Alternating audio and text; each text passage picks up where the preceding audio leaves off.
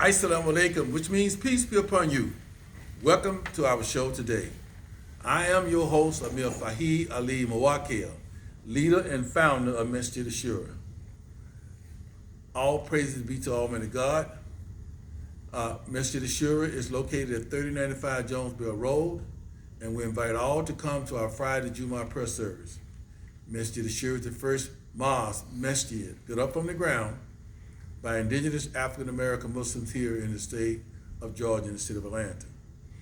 We have a great show today. We are taping this show here at Masjid Ashura, and we hope you enjoy it. So let me introduce our guest to you. To my right, we have our Vice Emir, Marvin Hassan Rashid. Assalamu alaikum. May God's peace and blessings be with you. To my left, we have Assistant Security Chief, Daoud Sef Allah. Assalamu alaikum. May God's peace and blessings be upon you all. And again, I'm your host, Amir Fahid Ali Mawakil. All right, gentlemen. Yesterday, which was the 7th, I believe, we had President Joe Biden giving his State of the Union address to a joint section of Congress. Now, I personally didn't watch the whole speech. I only caught some important excerpts from it. And we're going to discuss some of those things that he discussed and give our viewpoint on them. One of the major things that he discussed, first off, was the border crisis here we have in America. We have a lot of people that come from the south of the border coming to the United States trying to get in, seeking asylum. Now, this is a big controversy here in this country, particularly from the conservative side. But it seems like the Democrats are being faced with ridicule and faced with criticism about the border. And Joe Biden has taken a stand that is almost a conservative stand. He asked Congress to send a bill that they had passed in the Senate, and it's at the House now. He wanted them to vote on the bill in order for him to sign the bill. But again, the border. How do you see the situation at the border, Vice? Do you see it as from a conservative side or a liberal side? Or how do you see the influx of people who are looking for a better life coming from South America, south of the border, a lot of places, not just Mexico, trying to get into the United States? Great question, Brother Leader. And I see the border crisis as a bipartisan effort. I feel that the border has been out of control through many, many presidents and through many, many Congresses. It can fluctuate from bad to badder, or very bad, okay? That's what it did with Trump and Biden. It was bad under Trump. It got worse under Biden. I feel that most of the issues at the border could be solved if this country wanted to solve it. Okay, they could stop it, but I don't think they want to stop it. It's no accident that when you look around the country, and most of these millennium tasks that's being done in this country, it's been done by Hispanic people. Okay, the billionaire classes of this country don't want to pay average American people $20, $30, $40, $50 an hour. Okay, they just don't want to do it. Okay, so what they do is they use these people coming over here to supplement and keep the salaries down for working people. Okay, and they're doing a pretty good job of that. So are you insinuating that the border crisis is a conspiracy led by the billionaire and millionaire class? I'm insinuating that it's a bipartisan effort, both Democrats and Republicans, not to shut it down. Okay, now some will act like, okay, the common people see that this is a threat to their jobs and see that it holds their pay down. So they want to act like, okay, we're concerned about it. But if they was concerned about it, they'll fix it. Now, the first time I realized this farce actually came from you. You said something in a show similar to this. You said that if they wanted to stop it, they could. And you put it out about Walmart, for example. You used that Walmart at that time as an example. You said you don't hear Walmart saying we're all American no more. Okay? They got busted not long after that with having all kinds of immigrants and working for them. But see how they got by with it. They said, well, we didn't actually hire them. We hired this third party, and this third party is supposed to check to make sure they got green cards, they got social security numbers, and apparently they didn't do that well. So they need these people, and not just for the fruits and the vegetables. They used to come over here to pick the oranges and that type of thing. Now they're using them on the highways. They're using them to build houses. They're using them to do every job that Americans used to do. Daoud. Vice seem to think that it is the rich class of people over in America that is keeping the border like it is today through their contribution to Congress. Congress has failed to act. And one of the reasons that Congress, in my opinion, failed to act is because the money is being passed to them for them not to do anything. That's right. So, but here again, we still have the crisis. You know, we have people, thousands of them, trying to get into America, some legally and some illegally. You know, as a young person here, I know, what's your take on the border crisis here in our country? Great question, Amir. And at first I was, and me and Vice sometimes go and talk about this subject matter, speaking on how they can come to America, get these jobs, and get paid less. It's exactly what Vice said, and I agree. But then I look at it from a humanitarian standpoint, and the fact that we have to house the immigrants that come over here. We have to provide for them, whereas some form of welfare funding, Medicaid, things of that nature. And I see, especially in major cities around this country, specifically in Atlanta, where we are right now, you see and it's not getting better. You go to the Paul's Vice Mill, you can probably speak on it with do the feeding the homeless. That's not getting better, and it's spreading, and I look at our society and some of our issues, and I think we have to start focusing on home first and allow the immigrants to be able to come through in a formal fashion, a legalized fashion, because we housing so many people, and now we have and inflation ain't helping, which is allowing people to having to work 2 or 3 jobs, but yet these jobs are kind of being overtaken by cheaper labor. So now when you want to look for an extra job to try to make a little money and things of that nature, you can't really do that because it's the jobs are starting to be filled by those immigrants who all of a sudden have work visas. Okay, here's my take on it. Yes, sir. Maybe surprising. I am for open borders. I'm from taking that money that you're going to send Ukraine and to Israel. I'm for closing up all of these different bases throughout the world that we have, that we're supporting every year, pouring billions and billions of dollars in these foreign countries that we are housing troops. I'm for taking that money, open up the borders, and let these destitute people come in because they can help this country. Ukraine can't help us. The Israelis are not helping us, but yet we're sending billions and billions of dollars overseas while people from Haiti, from Guatemala. If you'll probably find if you open the borders, a lot of people won't even come through. And sometimes it's when you're trying to keep people from something that you get a bigger increase. But think about this. $90 billion.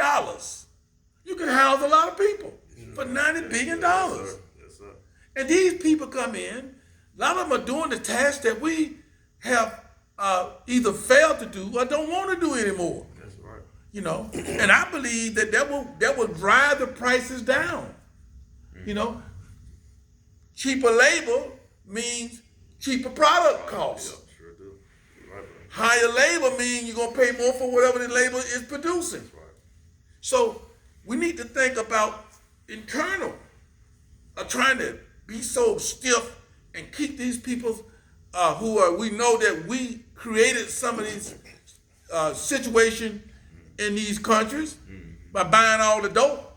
If America was to stop using dope, you know, you wouldn't have a problem of people trying to get over here. But we have created this problem. The way to solve it is get away from this imperialism that we perpetrate throughout the world. We want to police the world. We want to rule the world. Don't tell me we don't, because if you didn't, you wouldn't have bases in every part of the world. China don't have it. Our chief adversary, she ain't got bases spread all over the world. Russia don't have it. And they're supposed to be our two main antagonists, but yet they ain't got bases in Syria, Iraq, and Africa, all over the places. And when China do go into Africa, they're not sending troops, they're sending industries. They're trying to help the people. So it's when you are trying to rule the world. America's trying to be slick. You want to rule the world. You know, you want to police the world. You want to have your nose stuck in everybody's business. We are a perpetual war country. We've been having wars year after year after year after year. And the American people, we are war weary.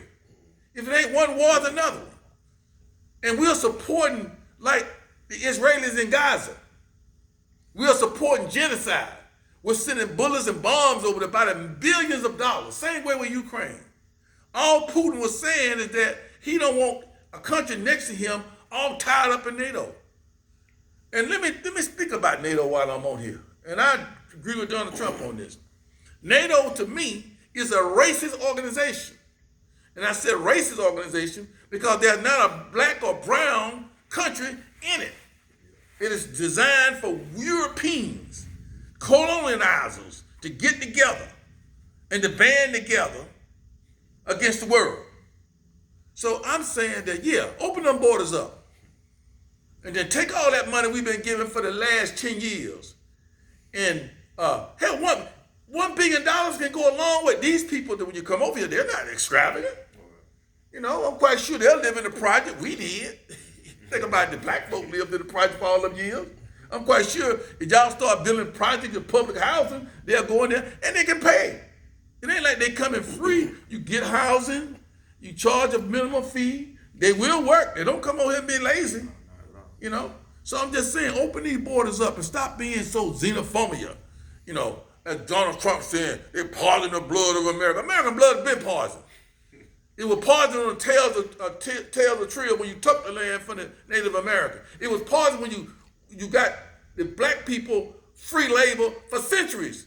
You built this country on the back of, you stole the country from the Indians, then you built it on the back of slaves. So it's time for you now to give it up. Open these borders. In fact, I'm for open borders throughout the world. Y'all don't run the world. Allah, this is God's world. You know, God didn't set borders up. Man did that. You know, we should be able to go to any country. Any country. You probably won't have more wars because people get to know. Allah said in the Quran, He didn't create us to despise each other. He created us to get to know each other. How are you going to get to know people when you borrow them from your country? You try to keep your country a little white, a little brown, a little red. That goes for China too. So I'm for open borders, for all the people to come in and to take all the resources that America is putting in. You know, our defense budget is larger than 13 countries, just our defense budget. Why we got to be so defensive? We spending trillions of dollars in defense. Nobody's trying to do nothing to us unless you in their country. Nobody's coming all the way from the other part of the world to come over here to make war on us. Why are we spending all this money? Who are we trying to defend against? I don't get it. You know, you will act like we're surrounded by enemies. Only somebody we're surrounded by is poor people who trying to make a living. You got Haiti that we don't do nothing for. Black people out in Haiti, you want to give them the money that you give Israel, they'll turn the whole economy around. And these people, they can help us. The Israelis can't help us do nothing. What are the Israelis doing? How are they helping this country? You tell me. All thing they're doing is making war, making our life miserable, and putting us in a situation where genocide is the word of today. You know, and what is Ukraine doing for us? It's a corrupt country. You know, it's a corrupt country. You know, democracy, they don't have no democracy in Ukraine. But at the end, they need to cut a deal with, you can't defeat Russia, cut a deal with them. Sue for peace. The only reason that they haven't sued for peace is because we're funding it with bombs and bullets. And who did that help? The war industry in this country. Yes, yes. The industrial war industry in this country. They're the one that want us to have all these bases. What are we doing in Iraq? We never have no troops in Iraq. What are we doing in Syria? What are we doing in these African countries? They ain't calling us to come over there and help them. In fact, Iraq want us out. And we refuse to leave these people country. Because we want to rule the earth. We want to rule the world. And we're way over here in the Western Hemisphere. That's surrounded by no major enemy. There's nobody in South America, south of our border, is a threat to us. We make Cuba a little threat because they have come, but Cuba is a poor country. And we're sitting over here. Nobody is threatening us. Nobody is trying to do anything to us. And we're pouring trillions of dollars in defense. And we got homeless people on the street. We got people can't even get Medicaid. So I think it's nothing but a farce. That's my take on it, Brother Vice. Great take. That's my take on it. And I agree 1,000%, Brother Mill. Yes, sir. And let me say this also. You know, and you hit it on the end now.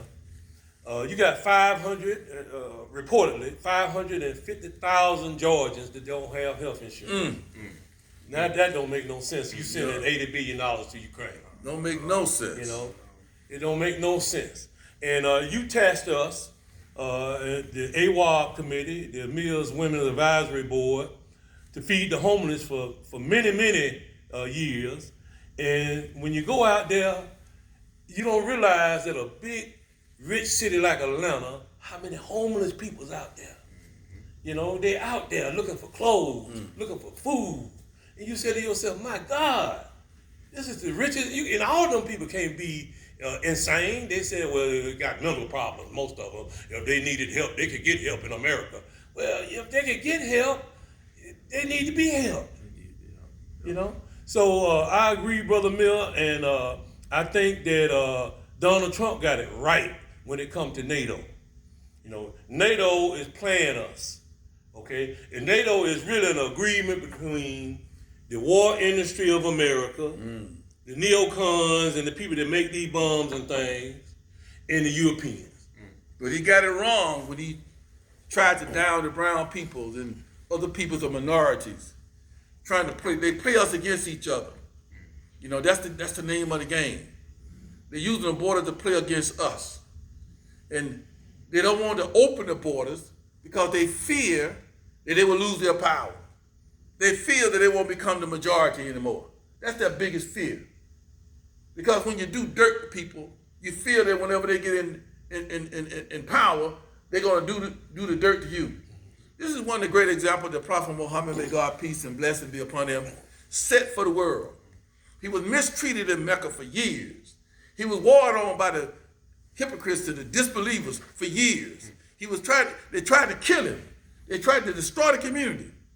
And they wasn't successful. And when he raised this great army, and he went back to the very place that tried to kill him, instead of enacting revenge, he killed nobody. He forgave everybody. That's the Islamic way. You know? So, Brother Dawood, I got a new take on it like I just gave about opening these borders up. Those people that south of the border, they're desperate. It ain't like we don't have the money. I can see it, we didn't have the money. But until you can justify spending all that money on defense, when there's nobody in south of our border, it's a threat to us militarily. There's nobody in our hemisphere. It's a threat to us militarily. But yet we got to fund Europe. We got to so-called protect Europe. You know, we got to protect Southeast Asia, Japan, and all these other rich countries. While the people over here that's near to us who can really help us in a lot of ways. We're keeping people out there that got good minds, good souls, and good bodies for coming into this country to enrich this country, to give this country a little bit more color. And you want to try to keep it a little white. That's the bottom line. And that's what Trump represents. And this is why I don't think he needs to be the president of these United States. I don't think Joe Biden needs to be president of the United States. I think both of them are opposite twins in a different way. I would love to see Professor Cornel West as the president of the United States, because I think he got a better moral compass than these two old men who came out of racism, Jim Crow era. And they see the world through the eyes of an 80-year-old white man. And I'm going to tell you, that ain't a good way to see, brother. I agree. And Brother Mill, just quick, you gave the perfect humanitarian resolution for that problem, and then you quoted ayat from our holy book, the Holy Quran, and you said all the time, Brother Mill, the only solution to this problem and all the problems that happens in this society and the world is Islam. That's the only solution. And but until we get to that point, we definitely have to progress and have a major act in order to solve this problem, because all the bickering and back and forth, like you said with Biden, I heard Biden say in the State of the Union that it's the Republicans that we are holding back this bill and holding back that bill, and this is stopping the funds for this and that. It's just too much. It's too much going back and forth, tick for tat. Brother. You would act like the Russians that at our border. Right. The way they carry on. Right. You would act like China's at our border, the way they carry on. They're making all this hoopla. Mm-hmm. These people are destitute. Mm-hmm. Russia is 8,000-9,000 miles from us. So is China. It take a whole day to get to China. So why are we spending all this money to protect ourselves from them? It don't make any sense. It doesn't make any sense.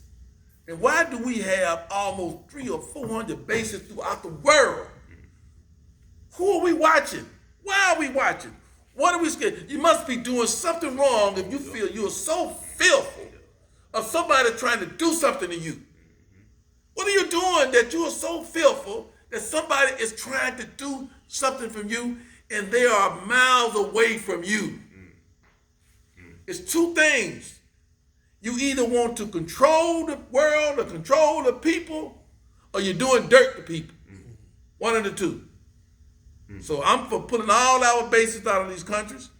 I'm for bringing all our troops back home to North America, where they're supposed to be. Yes. And I'm for opening these borders, and all that money you don't give to the war industry, take that money. We got all this free land. America's a big country. You got some parts of America that nobody live. In the middle of America, nobody live. We got plenty of land to put peoples in, progressive people. And we can help the world by bringing peoples in, producing more products, producing more good stuff to ship out to the world than we can try to get the world bullets and bombs, Bob. I agree totally, Brother Mill. And is it about that time? No, not yet. But let me say this. We love this country. You fought for this country. I fought for this country. But you have to take stock and you have to analyze where you are when it comes to, as you stated, having a moral compass. And it's not right Brother Mill, that we consider ourselves a democracy. We consider ourselves a people that have the right to pursue life, liberty, and happiness. But yet we can sit back and we can look at how those people in Gaza are being treated with no remorse. You know, as Trump said, Israel had to finish the job.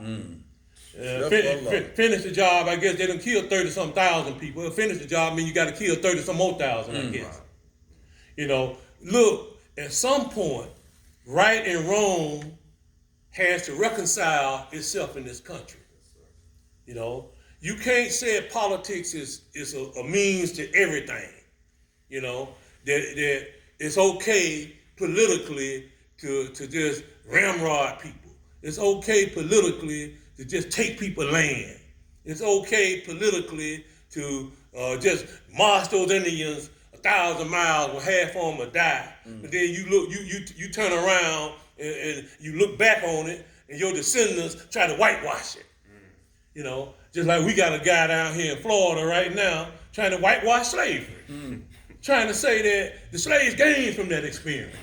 You know, we learn how to be carpenters, and we learn how to hold. Nerve of these guys. You know, now, you know, us with the gray bills might not understand that that's foolishness, but you got some of these young African Americans coming up that buy into that foolishness.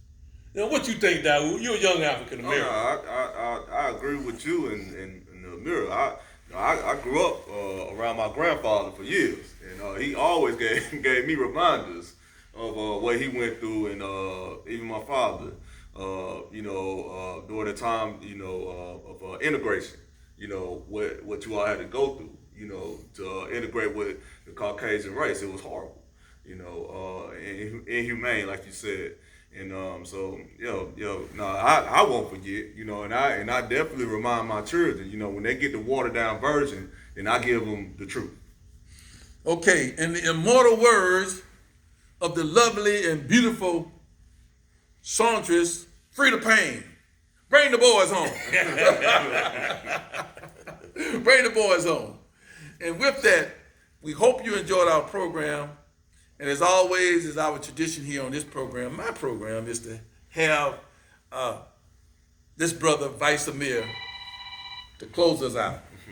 As you can see, we got varied opinions on varied issues. But listen to this, and listen carefully, because we are in lockstep with this opinion. If your life is in turmoil, if you wake up every day and you are a victim, you are a slave, and you can't break away from that slavery. You can't break away from drugs, alcohol, ignorance, prejudice, and you want to be free. You want to have one master. He's a good master, a great master, and that's Almighty God. You must accept Islam and be saved. And tune in next week, the same time, the same station, for the most provocative, open-minded talk show on TV. Until then, we say Assalamu alaikum, which means peace be upon you.